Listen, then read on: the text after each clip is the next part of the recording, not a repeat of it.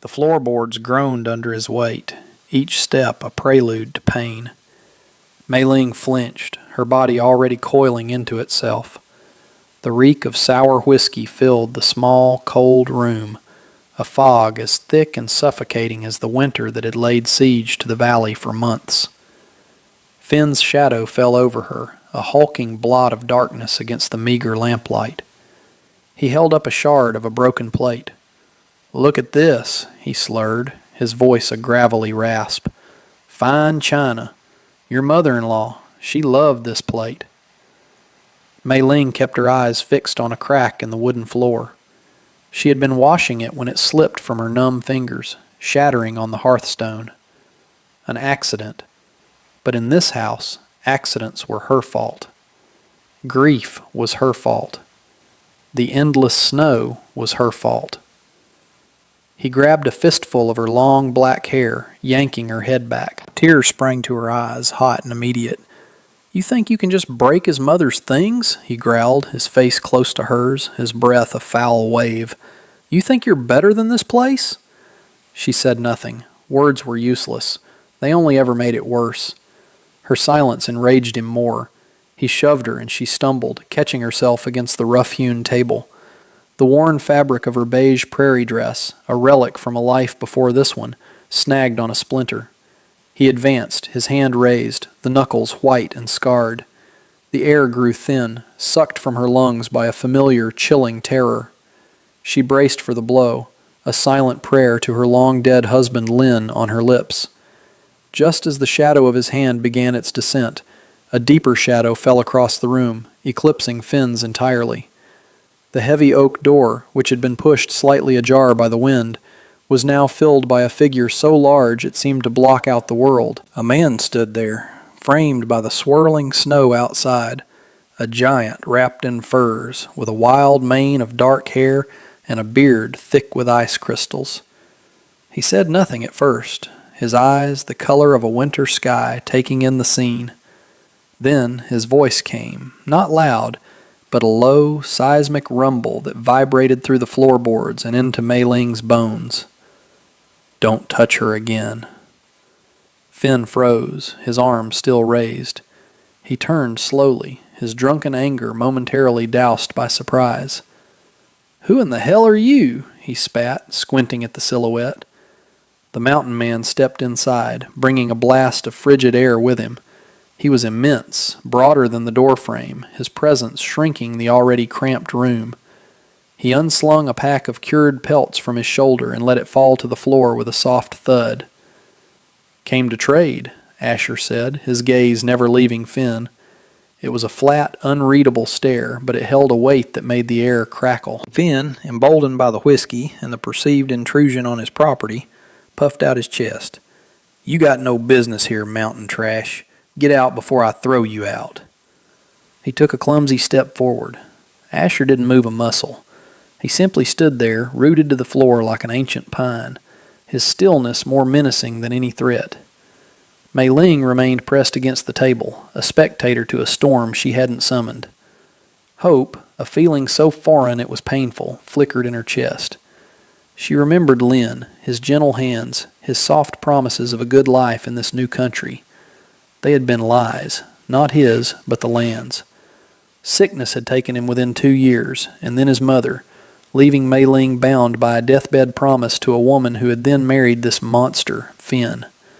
She was property, inherited along with the failing ranch and the bitter memories. Finn, misjudging the man's quietude for weakness, lunged. It was a pathetic, sloppy motion.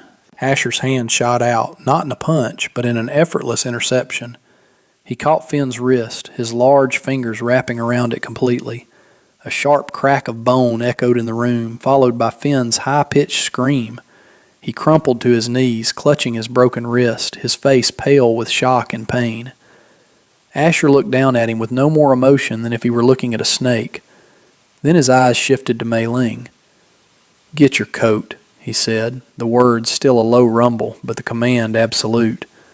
She stared, her mind struggling to catch up. Leave? Just like that? The snow was a blizzard. The world outside this cabin was a white death. but the world inside it was a slow one. He saw the hesitation in her eyes. "He won't stop," Asher stated, a simple, brutal truth. "Your choice."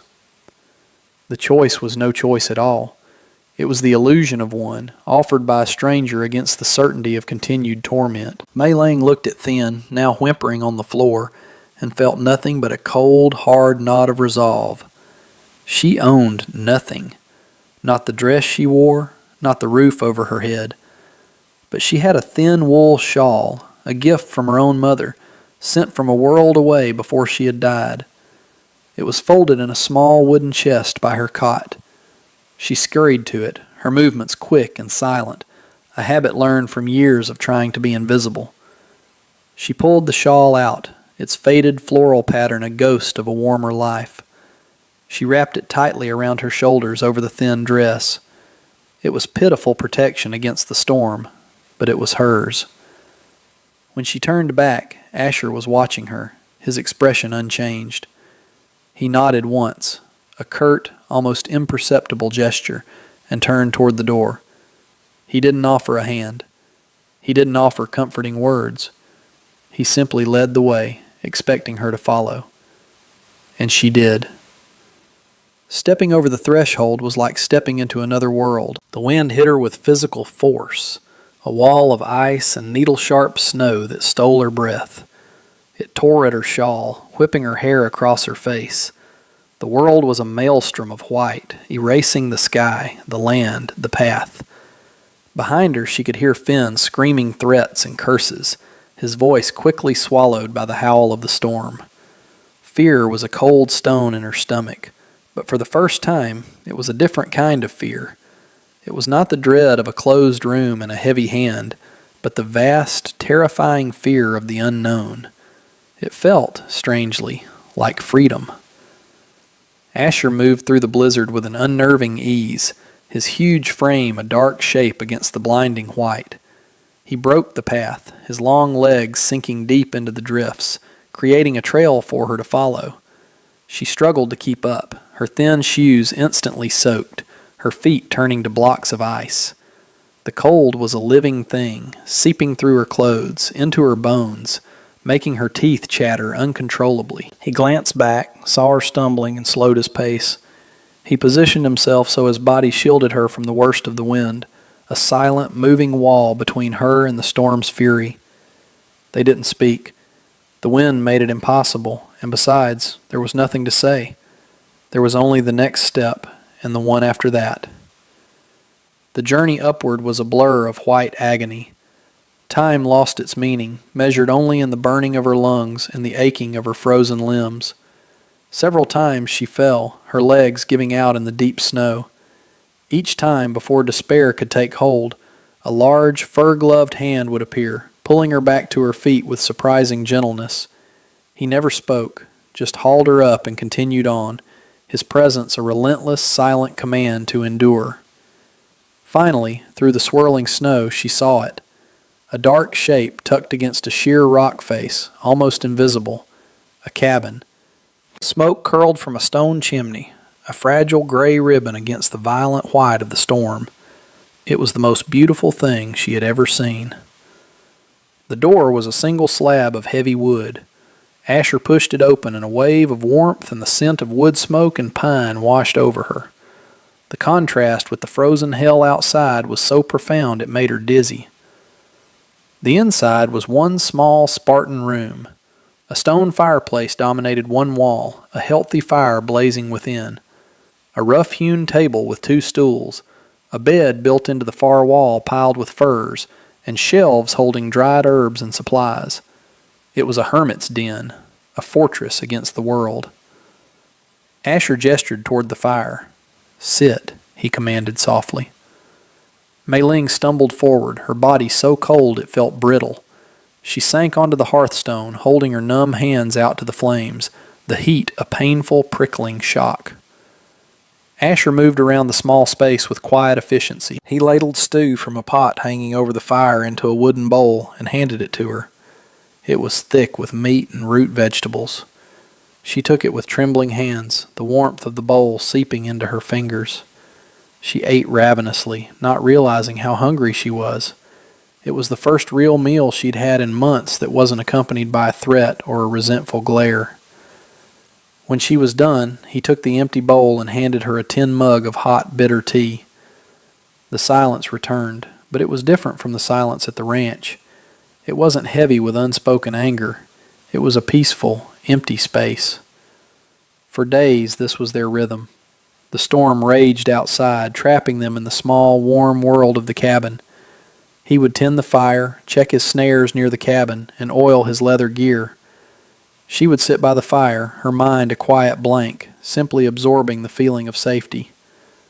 One evening, he noticed her wincing as she moved her wrist. He came over, knelt before her, and gently took her hand. The bruise Finn had left was a dark, ugly bloom on her pale skin. Without a word, he went to a shelf, took down a small jar of greenish salve, and began to gently rub it into her skin. His touch was incredibly careful, his massive, calloused fingers moving with a surgeon's precision. The simple, humane gesture broke something loose inside her. "Why?" she whispered, her voice hoarse from disuse. He didn't look up from his task. "A man shouldn't treat a dog that way," he said, his voice low, "let alone a person." It wasn't the whole answer, she knew, but it was a start. Weeks drifted by. The relentless blizzard eventually broke, replaced by a vast, silent landscape of deep snow under a piercingly blue sky. The world outside the cabin window was beautiful and deadly. Inside, a fragile truce had blossomed into a quiet routine. Mei Ling found herself mending his clothes, her small, neat stitches a stark contrast to his rough, functional repairs. He, in turn, would leave a piece of dried fruit or a strip of jerky for her by the fire when he returned from his trap lines. They spoke little, but a language of gestures and shared glances began to form. She learned the subtle shift in his posture that meant he was pleased with the day's hunt, and he learned that the slight downturn of her mouth meant she was thinking of a world she had lost. One afternoon, as the sun began its descent, casting long blue shadows across the snow, Mei Ling was stirring a pot of soup when she saw movement far below. Her breath caught in her throat. 3 figures, dark against the snow, were making their way up the mountain. Even from this distance, she recognized the bullish, determined gait of the one in the lead. Finn. A cold, familiar dread washed over her, extinguishing the small flame of peace she had so carefully nurtured. She ran to the door and dropped the heavy wooden bar into place, her heart hammering against her ribs. She was trapped. The sanctuary had become a cage. She heard their voices, carried on the thin, cold air. "I know you're in there, you little witch." Finn's voice was raw with fury. "And I know you're with her, you mountain freak. This is my property you've stolen." They circled the cabin like wolves. A rock hit the heavy shuttered window with a loud thud. Mei Ling shrank back into the corner, wrapping her arms around herself. Just as true panic began to set in, a shadow fell across the far window. Asher. He had returned, moving with the silence of a ghost. He put a finger to his lips, his eyes glinting with a cold, hard light she hadn't seen before. He hadn't come through the trees. He had come along the high rock ledge above the cabin. He slipped away from the window as silently as he had appeared. A moment later, a loud crack echoed from the woods to the east, like a large branch snapping. Then a shower of snow and rock cascaded down the slope to the west. Finn and his men yelled in confusion, their attention diverted. Asher was using the mountain itself as a weapon, creating phantom noises and small avalanches, making his presence seem everywhere at once. The men grew spooked, their city-bred nerves no match for the mountain's eerie tricks. After an hour of being harassed by an enemy they couldn't see, they retreated, their angry shouts fading as they scrambled back down the slope. That night, the reprieve felt temporary, a battle postponed rather than won. The fear lingered in the cabin's warm air, a phantom chill that the fire couldn't touch. Mei Ling sat huddled in a blanket, staring into the flames. The image of Finn's face burned into her mind. The safety she had felt was an illusion. he would be back. The thought cracked open the dam she had built around her grief and terror. A sob escaped her, then another, until she was shaking with the force of it all. The story of her life since arriving in this cold, hard country poured out of her in a torrent of broken words and tears. She spoke of Lynn, of his kindness and his cough that never went away. She spoke of her mother-in-law's initial warmth turning to bitter resentment as the ranch failed. And she spoke of Finn, of the casual cruelty, the endless winter of his presence, the way he had slowly erased every part of her until she was just a ghost in her own life. Asher sat on the other side of the hearth, perfectly still, letting her words fill the space between them. He didn't interrupt, he didn't offer platitudes, he just listened, his gaze fixed on her, his presence a solid, unshakable anchor in her storm of sorrow. When she finally fell silent, exhausted and empty, he stirred. The firelight carved deep shadows into his face, making him look older, sadder. "I had a family once," he said, his voice rough with emotion. The words hung in the air, a shocking confession from a man who seemed to have been born of the mountain itself. A wife, Anna, and a little girl, Sarah. He looked into the fire, but his eyes were seeing a different time. There was a settlement down in the flatlands, a good place for a while. Then the fever came, took half the town in a season. His voice grew thick. I was away, trading, gone for a week. When I came back, he trailed off, his jaw tight. They were gone, both of them. I wasn't there. The guilt was a raw, open wound in his voice. I couldn't save them, couldn't even hold their hands. So I came up here. I figured the silence was better than the remembering. He looked at her then, his eyes full of a shared, unspeakable pain. But the silence doesn't work. It just gives the ghosts more room to walk. In that moment of shared loss, the barrier between them dissolved completely. He was not just a protector, and she was not just a victim. They were two survivors, haunted by the past, finding a fragile foothold in the present. The thaw came in earnest. The snowpack, which had been their fortress, began to melt, turning the slopes into treacherous rivers of slush and mud. The danger from below grew with every dripping icicle. Asher knew Finn would use the clearer paths to his advantage. He became more watchful, his quiet demeanor hardening into a state of constant readiness. The attack, when it came, was not from the path below, but from the air itself. It began as a strange, acrid smell on the wind, a scent that made the animals in the forest go silent. Asher was outside splitting wood when he stiffened, his head lifting like a wolf testing the air. "Fire," he said, the single word a death sentence. Mei Ling ran to the door and saw it.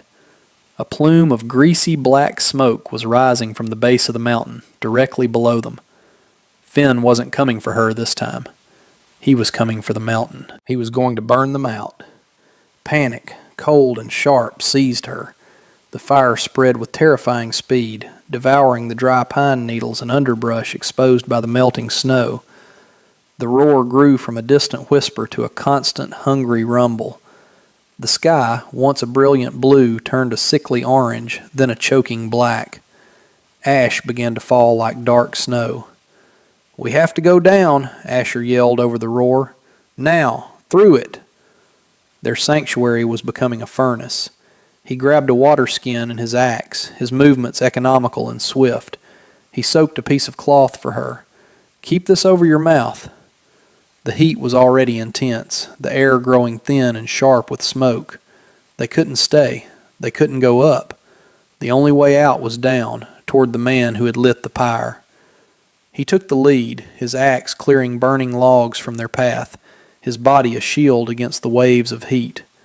The world was a hellscape of glowing embers, crackling flames, and falling fiery debris. The roar of the fire was deafening, a physical presence that vibrated in their chests.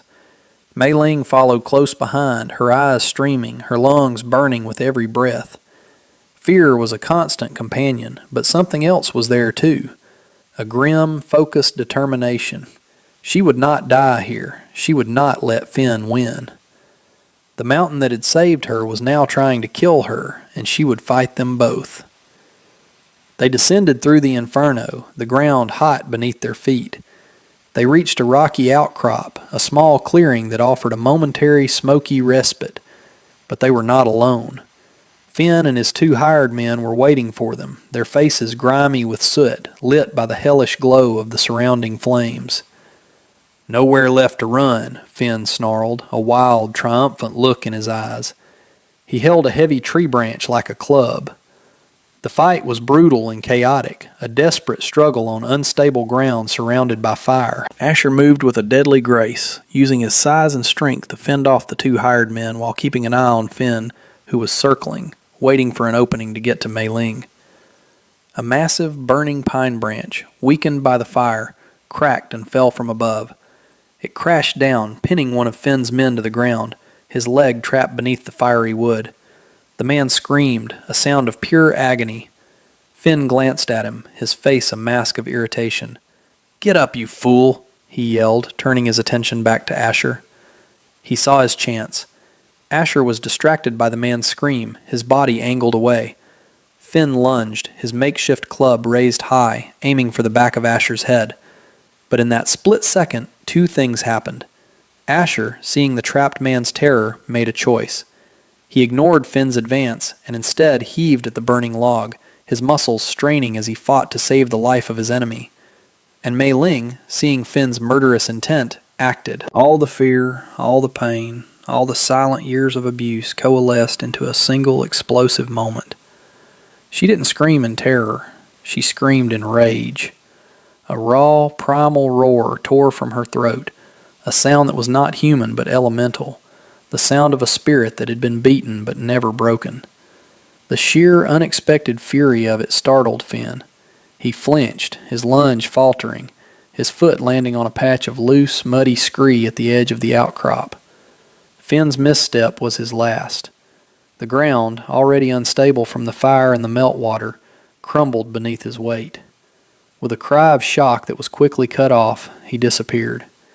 He tumbled backward into a deep, jagged crevice hidden by the smoke, his own obsessive hatred delivering him to his end.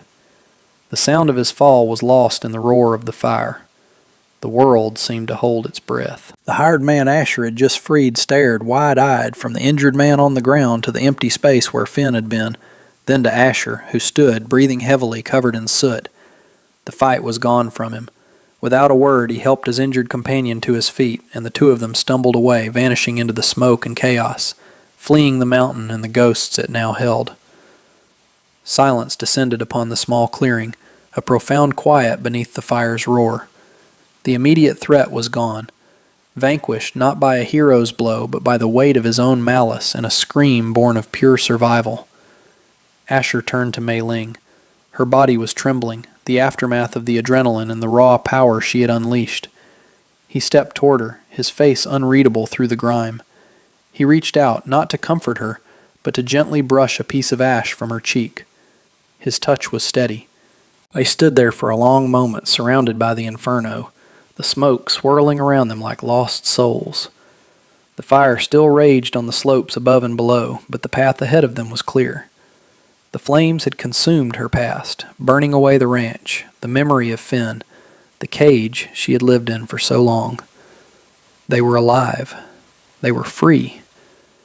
Together, they turned away from the crevice and began the slow, careful descent down the rest of the mountain, their steps synchronized, leaving the fire to finish its cleansing work.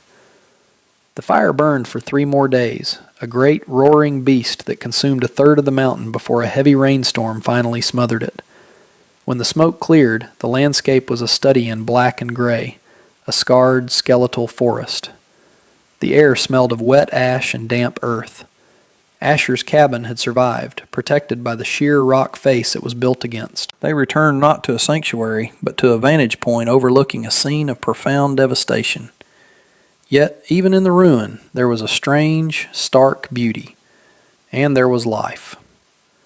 A week later, walking along a blackened ridge, Mei Ling noticed it. Poking through the soot-covered ground were tiny, vibrant green shoots. New life, resilient and determined, pushing its way toward the sun. The sight filled her with a quiet, powerful sense of hope. Her longest winter, the one that had lived inside her for years, was finally over. The ice around her heart had melted, and like the forest floor, something new was beginning to grow. She was no longer the trembling, silent girl from Finn's ranch. The scream she had unleashed on the mountain had been a reclamation. She had found her voice, not in words, but in pure, untamed strength. Asher had changed too. The haunted, solitary shell of a man had been chipped away. In saving her, he had begun to save himself. He no longer looked at the mountains as a place to hide from his ghosts, but as a place to live. He had found a reason to face the sunrise. They stood together on that ridge, the spring breeze clean and cool on their faces. They looked out not at the burned forest behind them, but at the vast green valley stretching out before them, a promise of open spaces and new beginnings. He reached over and took her hand. It wasn't the gesture of a rescuer claiming his prize, but of a partner seeking an equal. His large, calloused hand enveloped hers, a silent promise of shared strength. They didn't speak of the future. There was no need. The words would come later. For now, there was only the feeling of the warm sun, the clean air, and the solid presence of each other. They turned as one and began to walk along the ridge, their steps falling into a steady, easy rhythm, moving together toward the horizon.